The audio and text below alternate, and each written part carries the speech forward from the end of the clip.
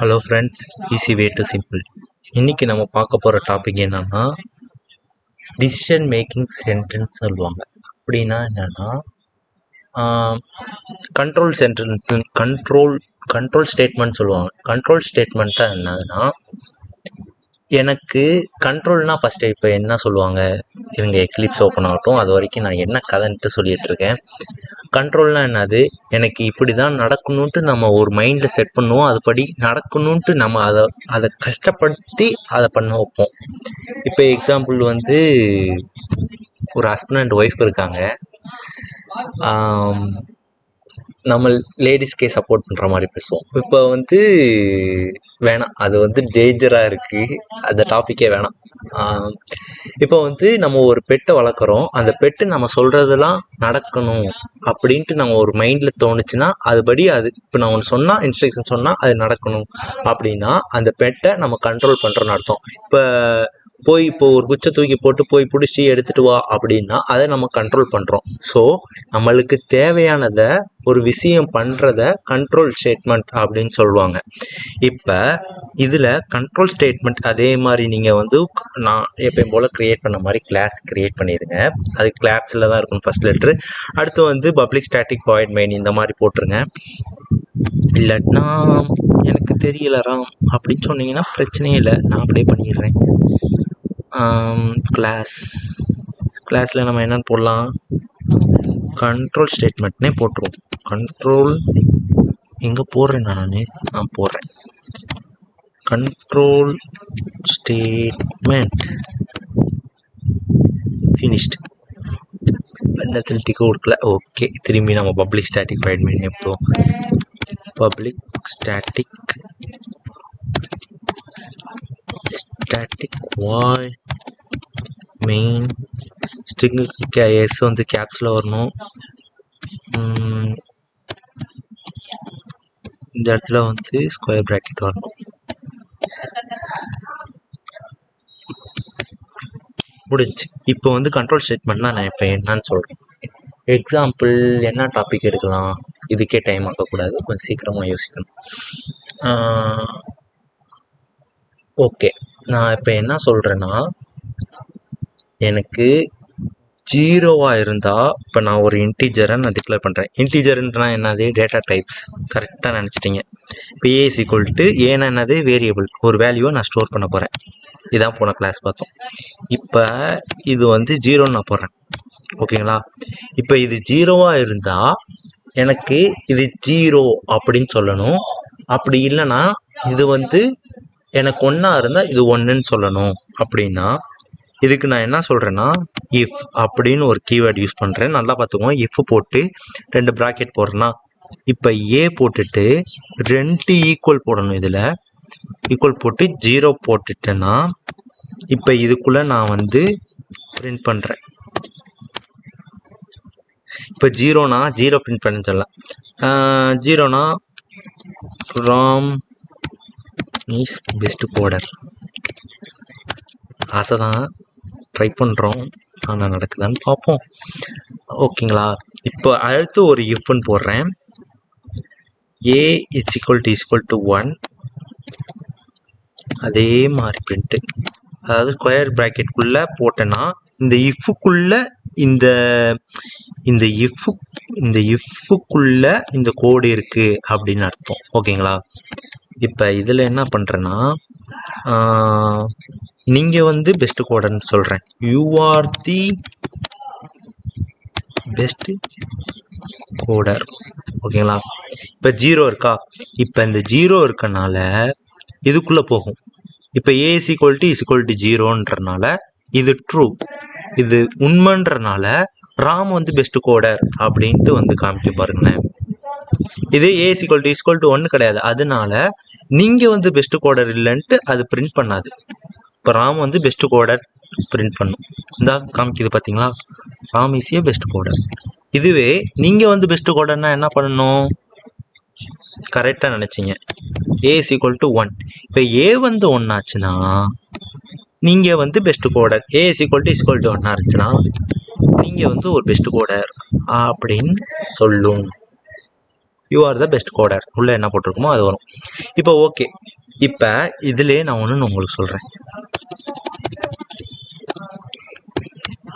Else அப்படின்னா இப்போ எல்ஸ்னா என்ன அர்த்தம்னா if A is equal to 0, அதாவது 0வா இருந்தால் இதை பிரிண்ட் பண்ணு. அப்படி ஏ வந்து 0வே இல்லைன்னா இதை பிரிண்ட் பண்ணு அப்படின்னு அர்த்தம். இப்போ நான் ஏ வந்து 10ன்னு கொடுக்குறேன், அப்போனா ஏ வந்து 0 கிடையாது. அதனால அந்த பிளாக் ஆஃப் கோடுக்குள்ளே போகாது, இந்த பிளாக் ஆஃப் கோடு போகாது. ஏன்னா இது வந்து ட்ரூ கிடையாதுல்ல, இது வந்து உண்மை கிடையாதுல்ல. ஏ ஈக்குவல் டு 0 கிடையாது, ஏ வந்து 10, அப்போனா இது உண்மை கிடையாது. அதனால இந்த பிளாக் ஆஃப் கோடுக்குள்ளே நான் போகலை, அதாவது உண்மை கிடையாது, அதனால இதுக்குள்ளே போகலை. அதனால எல்ஸ் அப்படி அது இல்லைன்னா இது நடக்கும் அப்படின்னு அர்த்தம். அது இல்லைன்னா இது நடக்கும். இப்போ பிளான் ஏ ஒர்க் அவுட் ஆகலை, அதனால பிளான் பி ஒர்க் அவுட் ஆகுது. You are the best coder அப்படின்னு நீங்கள் இதில் எழுதியிருக்கிறத இருக்கணும். இதுவே ஏ ஈக்குவல் டு 0னா என்ன நடக்கும்? எல்ஸ் ஒர்க் ஆகுமா? யோசிங்க. இல்லை, இது வந்து உண்மை. அதனால இதுக்குள்ளே எழுதியிருக்க Ram is a best coder அப்படின்னு வருது. அதில் ரன் பண்ணுறது வந்து ரைட் கிளிக் பண்ணி ரன்னஸ் அப்படி கொடுத்து ஜாவா அப்ளிகேஷன்ஸ் அப்படி கொடுத்தீங்கன்னா ரன் ஆகும். அதில் அவங்களுக்கு சொல்லலை.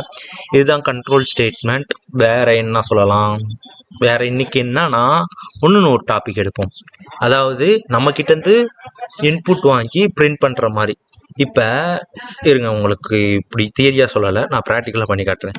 ஃபஸ்ட்டு இந்த கிளாஸுக்கு மேலேயே இம்போர்ட்னு போட்டுருங்க. Import Java dot util dot scanner.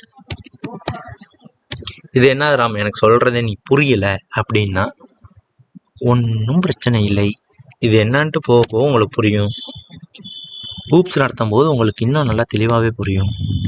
இப்போ இது என்னன்னு மட்டும் பாருங்கள். ஸ்கேனர் இது சும்மா ஞாபகம் வச்சுக்கோங்க. நான் இது என்னான்ட்டு நான் பின்னாடி சொல்கிறேன். இப்போ வந்து ஸ்கேனர்ன்றது கிளாஸு, இதை வந்து இம்போர்ட் பண்ணுறேன் அப்படின்னு உங்களுக்கு புரியாது. இப்போதைக்கு மனப்பாடம் பண்ணுங்க. நான் பின்னாடி எப்படி நடக்குதுன்ட்டு சொல்லிட்டேன்னா உங்களுக்கு வந்து புரிய ஆரம்பிக்கும். ஓகே, இப்போ இந்த மாதிரி சும்மா நீங்களே போட்டுருங்க. இது வந்து நான் பின்னாடி சொல்கிறேன் என்ன ஏதுன்ட்டு. இப்போ வந்து ஆல்ரெடி இதை வந்து கோட் பண்ணி வச்சுருப்பாங்க. இது இப்படி இதை கிளிக் பண்ணி கண்ட்ரோல் எடுத்து ஒரு கிளிக் பண்ணிங்கன்னா உள்ளே ஆல்ரெடி இருந்தால் இந்த மாதிரி கோட் எழுதி வச்சுருக்காங்க பாரு. இதை தான் நம்ம இப்போ இதை இம்போர்ட் பண்ணுறோம். இது ஏற்கனவே ஸ்கேனர் டாட் கிளாஸ்ன்ட்டு ஆல்ரெடி எழுதி வச்சுருக்காங்க. இதை வந்து ஏற்கனவே எழுதி பண்ணதை இதுக்குள்ளே நம்ம இம்போர்ட், அதாவது இறக்குமதி பண்ணுறோம். இறக்குமதி இப்போ பண்ணோன்னே அங்கே இருக்க கோடெல்லாம் இந்த ஒரு கோடில் வந்த மாதிரி. இப்போ அங்கே எழுதியிருக்க கோடை நான் யூஸ் பண்ணணுன்றதுக்காக நான் வந்து இதை போட்டிருக்கேன். இப்போ எக்ஸாம்பிள் சொல்லணும்னா, இப்போ எனக்கு ஹாரி பாட்டர், இப்போ ஒரு லைப்ரரிக்குள்ளே போயிட்டேன்னா ஒரு லைப்ரரிக்குள்ளே நிறையா புக்கு இருக்கும். அந்த நிறையா புக்கில் எனக்கு ஹாரி பாட்டர் புக்கு மட்டும்தான் வேணும் அப்படின்னா ஹாரி பாட்டர் புக் மட்டும் எடுக்கிறோம்ல, அந்த மாதிரி இதில் ஸ்கேனர் மட்டும் இல்லை, இந்த மாதிரி நிறையா புக்குங்கள் இருக்கும். நான் எனக்கு ஸ்கேனர் புக்கு வேணுன்றதுனால ஸ்கேனர் புக்கை மட்டும் இப்போ நான் வந்து இம்போர்ட் பண்ணியிருக்கேன். ஓகேங்களா? இப்போ ஸ்கேனர் டாட் இப்போ என்கிட்டேருந்து இன்புட் வாங்கணும், ஒரு நம்பர் வாங்குறேன்னு வச்சுக்கலாம். ஒரு நம்பர் வாங்கணும்னா இது சும்மா மனப்பாடம் பண்ணி வச்சுக்கோங்க.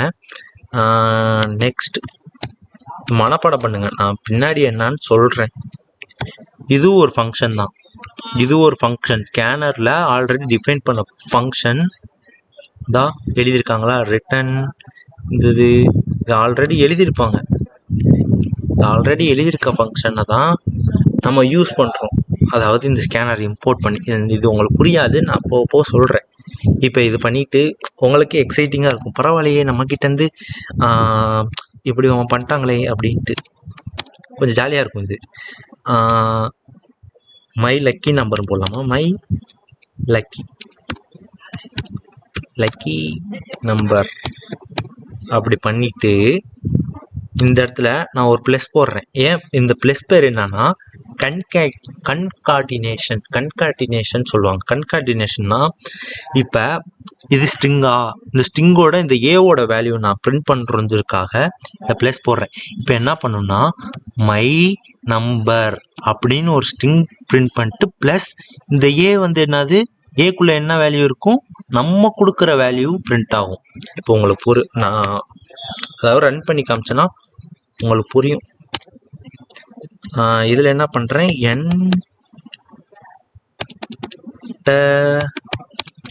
யுவர்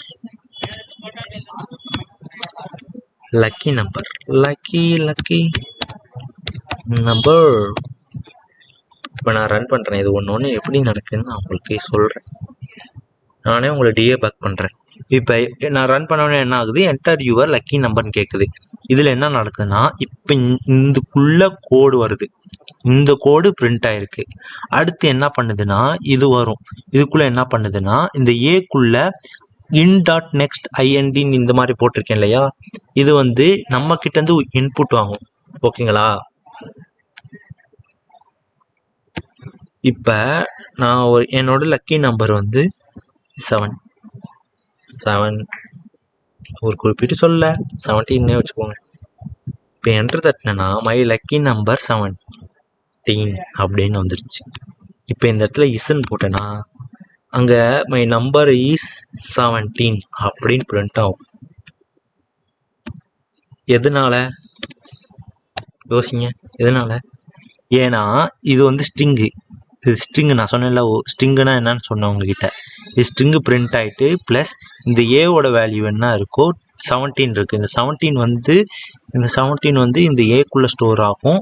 அந்த 17 வந்து இதில் வந்துருக்கு. ஓகேங்களா? இன்றைக்கி அவ்வளோதான். இன்றைக்கி இதை போட்டு பாருங்கள். ஏதாவது டவுட்னா கமெண்ட்ஸில் கேளுங்க. வேறு ஒன்றும் இல்லை. பாய்.